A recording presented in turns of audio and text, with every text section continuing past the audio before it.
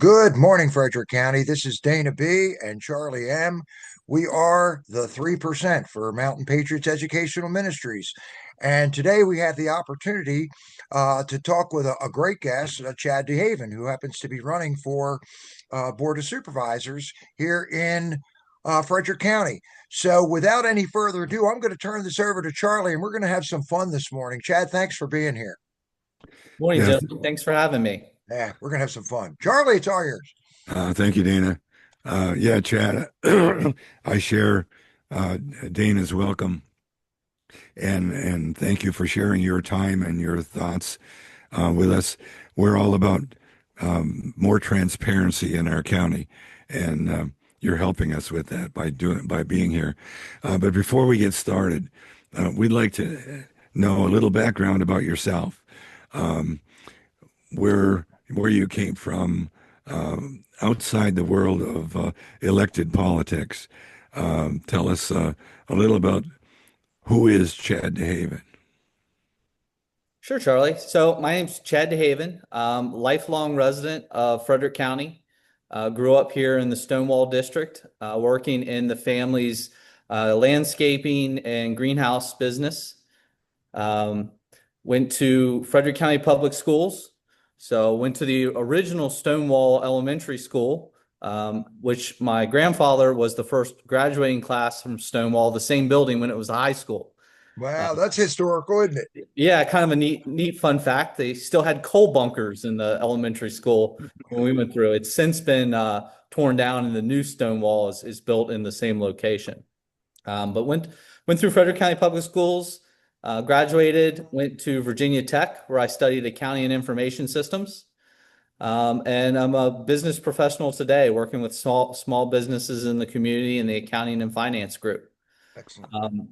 I have a wife, Erin. We live in my grandparents' house, actually. We remodeled the house right beside where the greenhouses and nurseries are. Live there with our daughter, Alexandra, who we just lost to Richmond. So our daughter graduated from James Uh-oh.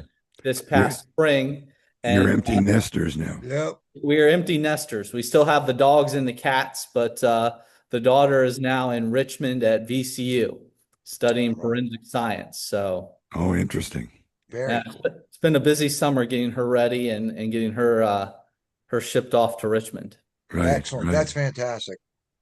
Well, so what motivated you to step into the elected politics arena?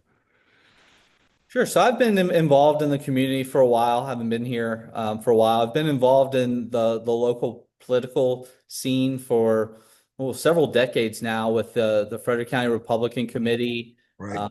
and other offices and other organizations throughout. I serve on the Planning Commission currently as a representative for Stonewall. And to be honest, I've just watched the changes in our community happen, and they seem to be happening quicker and quicker. And I was concerned with what I was seeing from some of the responses we were getting from some of our elected officials. I was disappointed to see fighting and name calling Right. so than a desire to focus on changes and improvements that we need. Quite frankly, with the amount of growth we're experiencing, we have some real challenges out there, and we need to be willing to work together and come together, have hard conversations, and come up with solutions. If we continue to sit by and wait, it's going to pass us by, and we're already getting there where we're seeing real challenges and resources. And I thought I was in the right position to be able to get involved and help drive some change. Excellent. Well, I'll tell you, what's really neat, and you know how Mountain Patriots, you have an idea how we work and what we look at. We're conspiracy analysts. I don't like to use the word theorist, but there's so many changes that are happening right now. People see on the news what's going on worldwide, what's going on nationwide, what's going on countywide. We don't want to be another California, but there are so many changes that are happening that are going to happen to our financial system, that are going to happen to our data system, our AI, and everything else. And I think the right people, Chad, in the right places at the right time could be. I mean, we're sitting on probably, as we feel, one of the greatest times in history, and to be able to do this. So Yeah, we're looking forward to being a part of that as well, along with you guys.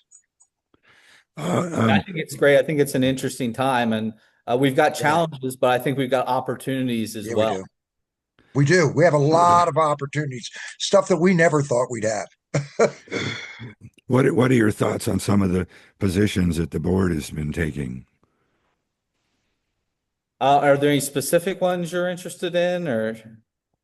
In general, if So, uh, so I think one of the big things you always see the board deal with is the budget and Mhm. revenue. To be very honest, we have a revenue challenge in this Yeah, we do. locality. We're Uh, using rainy day stuff. yeah, we're balancing the budget on the rainy day funds or the capital improvement Right. funds. And it's a problem we've talked about for decades now, but haven't really grasped any solutions. And I think that's one where we need to get involved. We need to look at attracting green business Mhm. and commercial to the county to help expand our tax base so that we're not so reliant on the real estate tax rate and Mhm. continue to raise taxes on our residents. And that's if we don't engage with the commercial properties and engage with clean industry and get them in the right places and contributing to the tax base, that's really the only thing that's left. We know we have residential growth that's coming. Right. In the planning commission meeting last night, a planning director of the county pointed out there's 5 to 6,000 by right residential properties that are already in developments that are building out. So those houses are coming. And you know, the conventional knowledge is when a house comes up, it costs $15,000 more to support that with services than it generates in residential real estate taxes. So the more residential we have, this revenue issue is going to continue to be a challenge. And we've got to be willing to have hard conversations to address it. Let me ask you a question, Chad, because we had a nice conversation with Blaine on this, and I just wanted to get your input on it as well.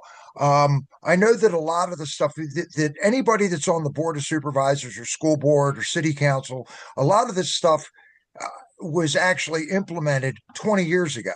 Okay, and things are completely different now than they were 20 years ago. We kind of kicked the can down the road where we could have done stuff in the past. We're trying to play a lot of catch up now.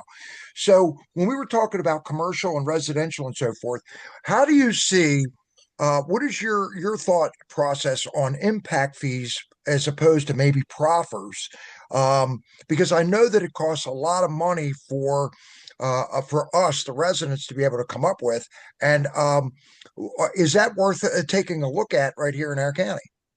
I think it's probably worth taking a look at. Mhm. I wouldn't take anything off the table at this point. I'd want to explore all So options all of and it. see what makes sense. That being said, uh, Frederick County being in Virginia, we're a Dillon rule state. So the localities can Mhm. only use the levers that are approved Okay. by Richmond and the General Assembly. And impact fees is not an option for us at this point. Right. So It's we one could county. certainly, yeah, right, exactly. So we could certainly continue to work with representatives in Richmond to see, but I don't think we can wait until impact fees, if Mhm. they do come about, are an option for us. We've got to work within the options we have and figure out how we can close that revenue gap.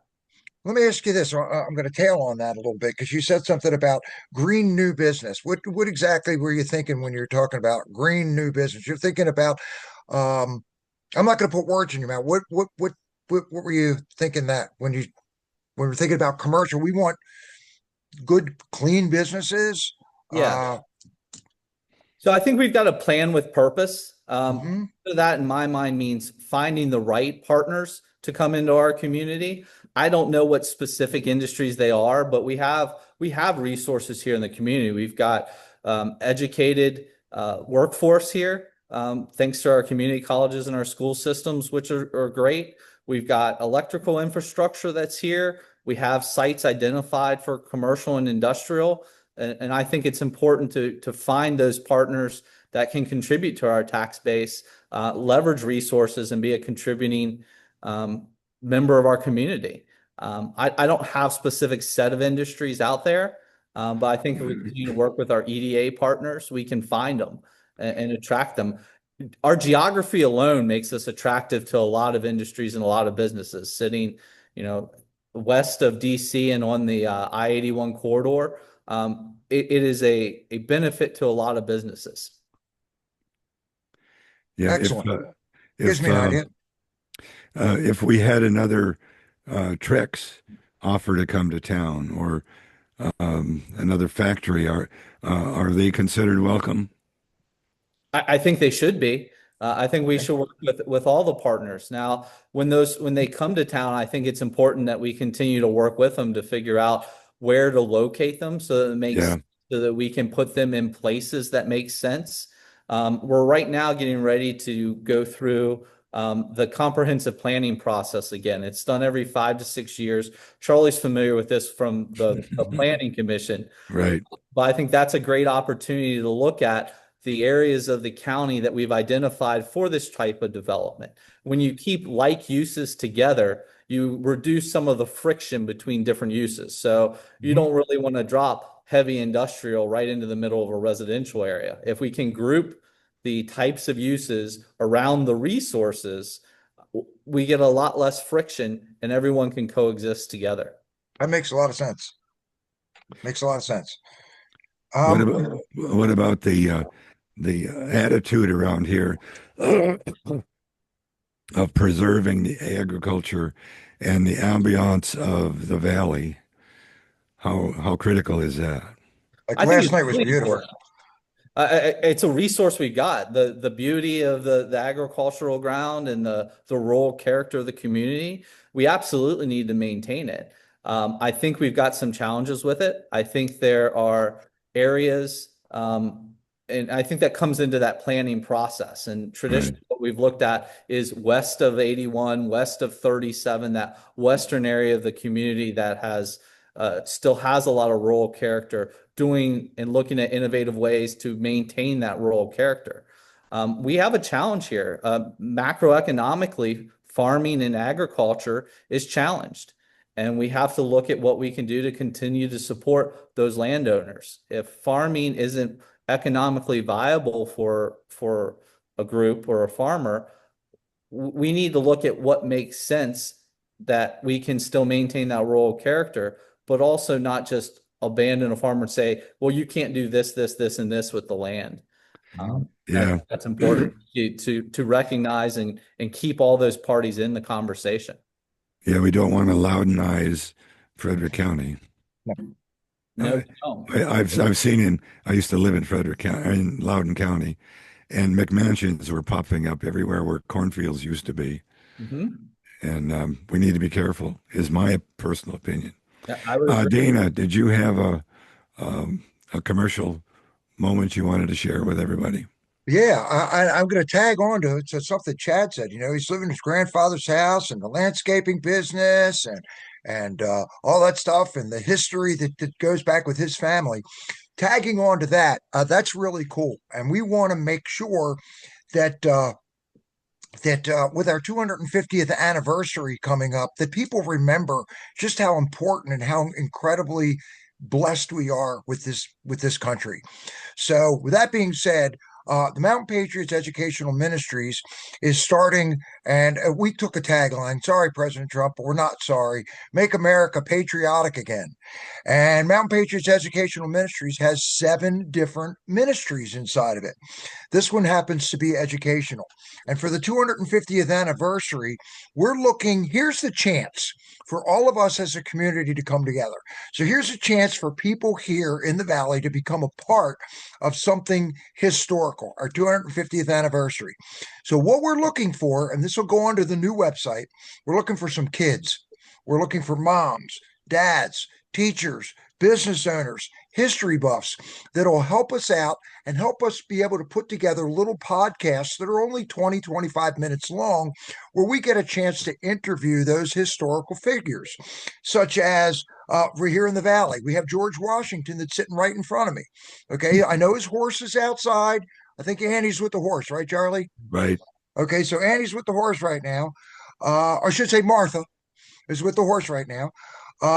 But We want to interview and have people play the part of Thomas Paine, Give Me Liberty or Give Me Death, Harriet Tubman, some of the other historical, Daniel Morgan, young George Washington, Paul Revere, where we can put these pieces together and let people get excited about our history. And everything, if you really look at it, started in Virginia. It started literally at the first landing, 1607, down at Cape Henry, and that was dedicated to God in in April 1607. So what we want to do is we want to be able to take that legacy and rededicate our country to God, and at the same time be able to, over the next 10 months, 11 months, be able to get the community involved, Chad, in, and everybody watching, in being a part of the 250th anniversary of this incredible country of ours. So we're going to have places where businesses can help donate or tip us, help us out. The teachers, the kids, the families, get them involved. And one of the other things, and it goes back to what you said, Chad, you said, well, you gave us a little history about your grandparents, okay, and what they did and so forth. So while people are actually studying and researching for these parts that we're looking for, that we'll put on the website soon, we want people to look at their ancestry. You know, we have a lot of immigrants that are here, illegal immigrants that are in here, that do not care. We care. Learn about your country, learn about your history, and be part of making America patriotic again with Mountain Patriots Educational Ministries. How was that, Charlie? Perfect. Thank you, Not Dana. bad? No, great. We got to get Chad to be somebody like Andrew Jackson, or give him another job. Yeah, that's exciting. My father-in-law is a history teacher in elementaries and We middle want your help. We talked about and this last night. really into that. So I'll have to approach him and see if he's interested in a character. Yeah, we Perfect. think about it. I mean, what we could do with this, you know, be proud. I mean, when you're making America great again, be proud of who we are, where we are, and this is a very, very exciting year. Okay, whoever's in office has got the opportunity of a lifetime. Okay, right now. So Charlie, go ahead. It's all yours. I know you got another question here for Chad. Yeah. Getting back to the Board of Supervisors and that team that you're wanting to be part of, are there any issues that you personally champion, in addition to what you said about the budget being a primary problem right in front of us? But are there any other things that you either champion or you want to go in there and oppose to take care of an issue one way or the other? Yeah, I think one of the important things that is related to the budget is the relationship between the Board of Supervisors and the school board. We know we've already committed to building a new high school and a couple new elementary schools, and there's already discussion about an additional middle school. Right. Well, the majority of our budget in this county, or a large portion of it, goes to schools. Right. And the Board of Supervisors allocates the funds, but it really relies on the school board and the school administration on implementing those. So I think having the relationships with the school board and school administration to make sure we're getting value for the citizens. These are not small projects. We're talking hundreds of millions of dollars in capital projects. So having those relationships to make sure we're getting value for the taxpayers and having good, safe schools and the resources we need for our students and our teachers is critical and really important to me from a board standpoint.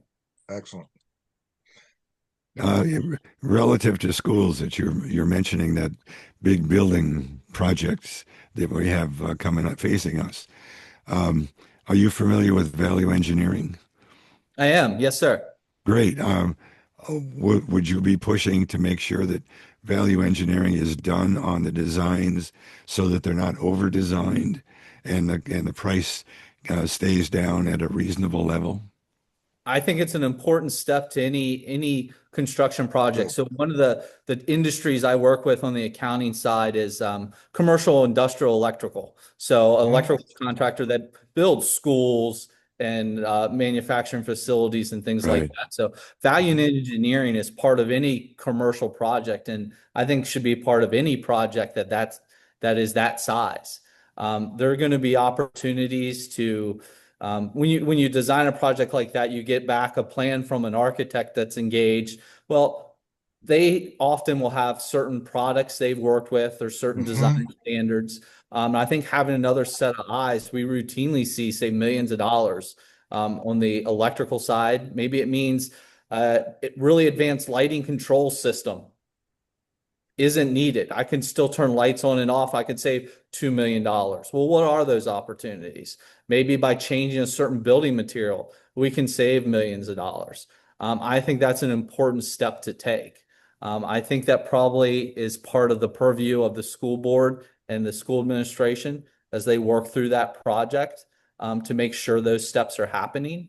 But absolutely should happen to make sure we're delivering the best product at the best value to our students and our citizens, our taxpayers. We Because do that at home. I mean, that's how you work your house. When you work in your budget, you got to look at things. Some things you can replace. I remember growing up, some of the kids would laugh at us. You had Levi's, and then you had J.C. Penney plain pockets. Mm-hmm. Well, you don't quite fit in. Well, they do the same thing. Yeah. They're jeans, for goodness sake. But I didn't spend $10. I spent $5. Yeah. Okay, and I got the same product. So, Charlie, great question on the value engineering. I think there's money to be saved by being smarter too. I don't think it's just value engineering where we can save money on these projects. I think we've seen prime examples in the past with items like Jordan Springs School, where it was designed to a certain level, and then with back and forth between the board and the school boards, parts of it were cut out. Then it was built, all the money was spent to build it. Then within a year or two, we would put trailers in the front of it. Now we're going back, we're moving those trailers, we're going to rip the front off the school, and we're going to build what was originally planned. Well, I think we can be smarter than that if we work together. Same thing with Jameswood High School. It needed to be renovated. It was renovated, but it was renovated with students in the school. Was there an opportunity for us to look at building this high school we're building now ahead of time, moving students, then renovating that school where there's no one in it, which keeps students safer, gives them a better learning environment, and is going to be faster and cheaper for the contractors. So there are opportunities out there, I think, if we're smarter about how we go about things, that we can still deliver value and the right product, but for savings. So I find what you say very encouraging. Mm-hmm. So the big question now to me would be, all right, I know we need certain things, and there's a couple things that roll through my head. Like I said, I was a conspiracy analyst. We're having a lot less children right now. I was hearing something right now that I was reading something about a lot of the people, the younger folks that are actually having children. Are losing those children because of what happened during COVID-19, miscarriages and so forth. I mean, the population is weird, but how are we going to be able to pay for a lot of that stuff? I know that we've talked, especially our group, and we've talked to everybody about everything from data centers, water usage, and electrical, to a possible event center or casino type of project in where Apple Blossom Mall is. There's got to be different ways that we all can look at things as a community to be able to come up with ideas, innovative ideas, to be able to fund a lot of this stuff. And at the same time, I'll just throw this in there. I don't know how many people pay attention to the Federal Reserve System, which is not part of the United States. It's just not. It's a separate entity. It's a central bank. And Trump pulling that out, Chad, literally puts us into tariffs and external revenue service. So we've got money coming in from that, which it's never constitutional to charge property taxes. So how can we to gear ourselves to be able to afford these things? What are some of the things that are on the table? What are some of the other ideas besides maybe a data center or an event center like that? Because nobody wants an event center like that, I don't think. And also make it viable for us to be able to bring the taxes down at the same time. What are you thinking? I know that's a loaded question, but it is a bit of a loaded question. I think but it's conversational. We don't want to see Frederick County Loudonized Right. or Loudoun Frederick County. I think the unchecked development of data centers that we saw to the east of us is not right for Frederick County. Now that being said, we do have a revenue issue, as you've pointed out, that we're talking about that we need to find solutions for. Now, I Right. think that means that we can't take things off the table, and we've got to be willing to Look at everything. look at what the specific projects are and what might fit best. Data centers you bring up. Well, what is a data center? What we've seen in Loudoun isn't necessarily the scale or type of data centers that you might be able to bring to the area. There are data centers that don't use the amount of water that have been used in past. I think doing our homework and being willing to engage and discuss things with developers or different industries that come and approach the locality is important. If we just say no because the word data centers in it, or that's our initial stance is no, we're not going to be able to find those industries that do fit, that do fit our resource profile, that have maybe the technology and items to reduce their burden on the infrastructure. Electrical, right? The infrastructure, If it's right? electrical, or if it's water, or the environment. Right. There are different things changing every day on how we can deal with and mitigate the impacts that these companies would have. But we've got to engage with them. We've got to have those discussions, and we've got to be willing to answer the hard questions. And we talk about maintaining the rural character, and I think it's absolutely important. But I think that there are going to be areas that rural character is going to shift and change. Do we need to maintain it in certain areas? Absolutely. But there are already areas that when you look at and we see and we ride by, and their fields and their orchards, well, what you might not realize is those have already been subdivided, and these things are in the works. Well, can we save big tracts of rural by looking at consolidating industrial around resources and commercial development around our resources, so that we've got those tax bases in certain parts of the county while we can save and maintain the rural character in other parts of the county? We've got to be willing to have those hard conversations. Well, a lot of people don't want to have the hard conversations. They just want it like it is. And we joke in Mountain Patriots a lot, Chad, that every couple of years you have your citizens that come in and scream at the boards. Okay, they scream at the board of supervisors. They scream at the city council. They scream at the school board, and then they disappear and do nothing. Yeah. Okay, so we call them the armchair generals and the Monday morning quarterbacks. That instead of getting involved in the community, that would not only help the community, would probably save us some money. Volunteerism is a good thing too, but being a part of that conversation is extremely important. And it's not, we're going to blame Chad and the board because this happened. Well, how much research did you do? So, Charlie, do you want to tell him what we're working on right now? You're talking about the think tank. Yeah, what we're I think we could call. We're trying to put a think tank together, and a group of people to brainstorm the issue from both sides and try and put the case together in an analytical way, in an engineering way, so that we can then have a solid basis from which to make those decisions that you're describing. We could call it the nobody asked us. Nobody asked us group. Yeah, right.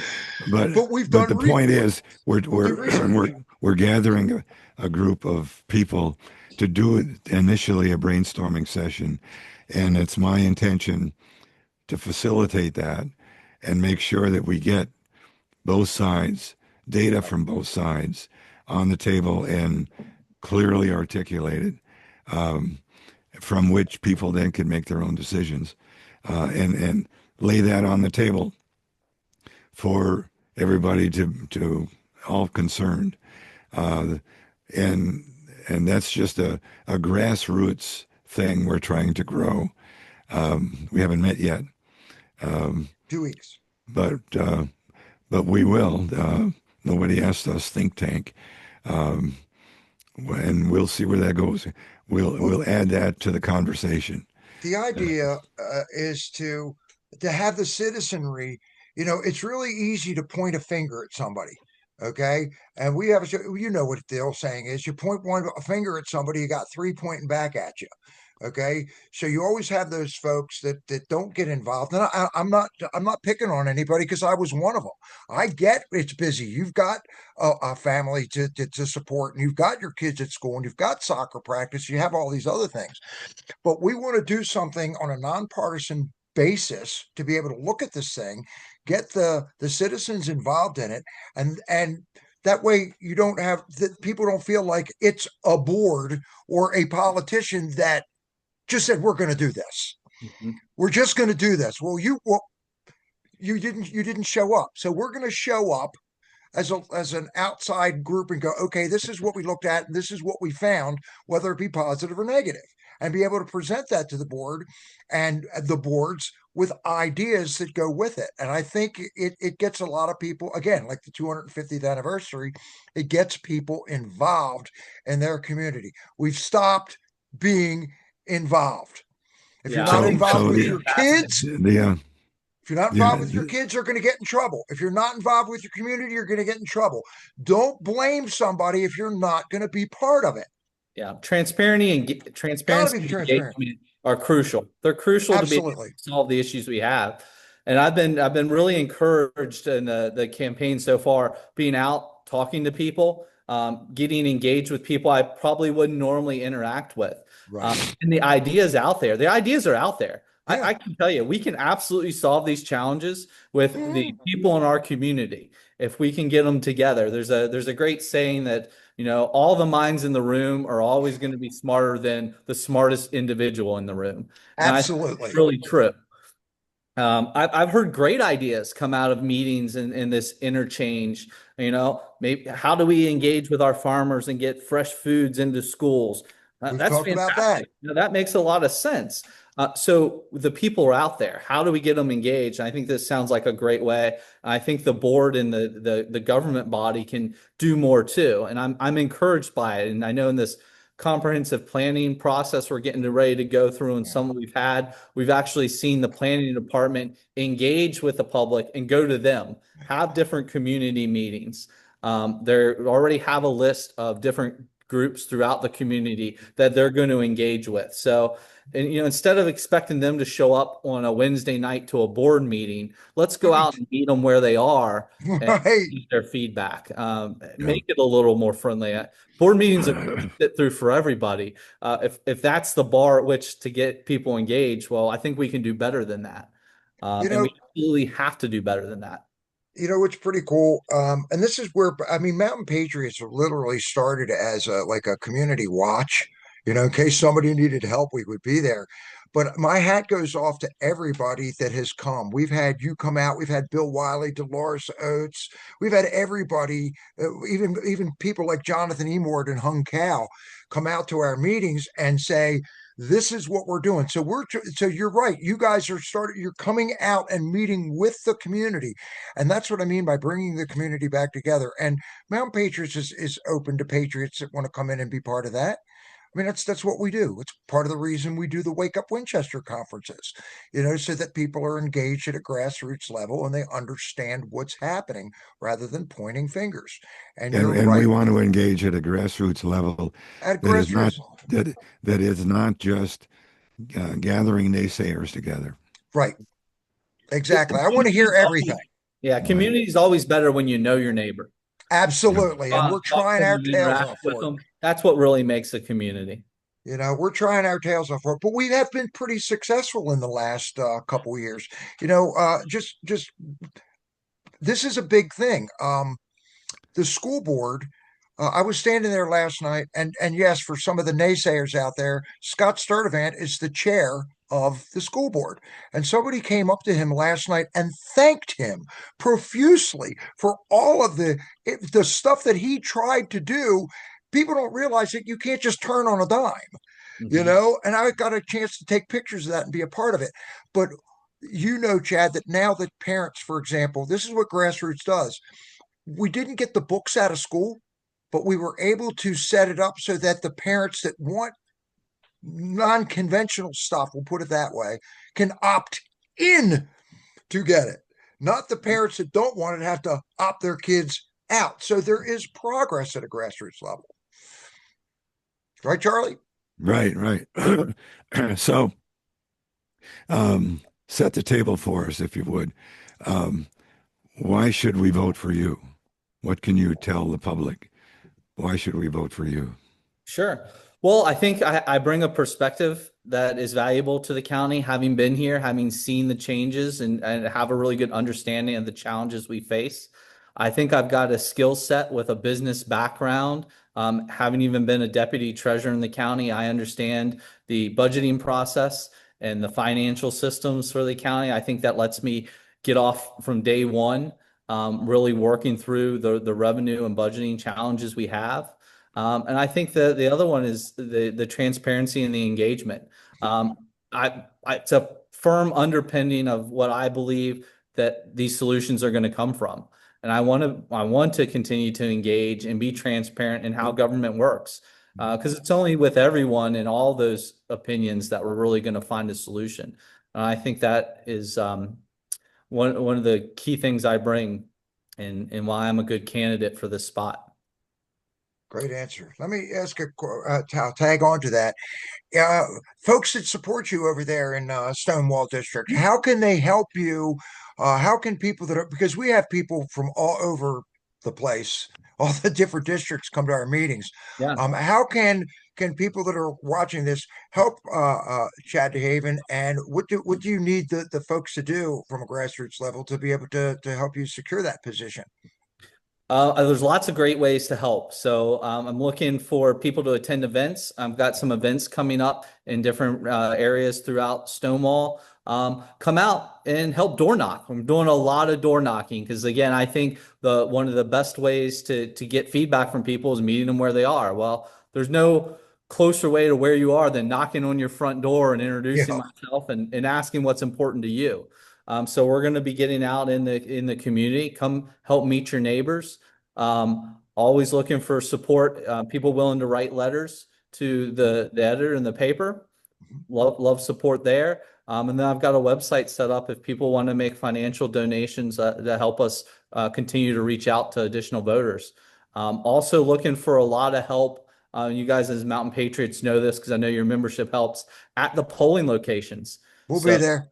getting out the vote is going to be crucial for us in this year. Virginia is one of the few states Yes. that has elections every year. So we've just come off a presidential election. Everybody's kind of taken a sigh and we're going, oh, wait, no. In Virginia, we need to get people out again.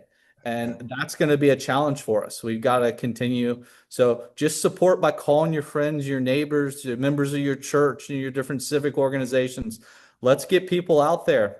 Early voting starts here in September, I believe Friday, September 19th. Mhm. You can start voting at the voter registrars, and then let's turn people out November 4th. And if you're willing to help at the polling locations, that's a fantastic contribution too. Excellent. Well, we Well, we plan on definitely being there. And you're right, Chad. Every year you go, oh, that election's, oh my gosh, now it's Congress and Senate. Oh, my Board of Supervisors. Okay. Okay. Now it's okay. And so, yeah, we do get a little pummeled with it. But I hope people realize that this is a turning point in our country. We've never been here before. Okay. Since 1913. And people can look this up. Since they did the central bank and they changed everything. There's a whole new agenda coming down the pipe, and people really do need just the next few years, folks. Just get involved. If you like Chad, be out there and help Chad. You know, talk to your neighbors. Be knocking on some doors. Help any way that you can, especially, and it's not just this election, Chad. You know that we have the governor's race that's coming up. You got John Reed that's out there as lieutenant governor, and Winsome Sears that's out there. We can't have. I'm sorry, guys. If anybody's watching, we can't go backwards we've got to go forwards. We got Winsome Sears out there. You got Jason Miaris out there. You got all the delegates, Wiley and Oates and so forth. And people have to get active. They just have to get active. I have one last question. Is there anything that we should have asked you but didn't? Great question, George. Gosh, great question. He threw you a curveball there, Chad. He did throw me a curveball. That's a good one. I don't know. I think we've covered a lot of it.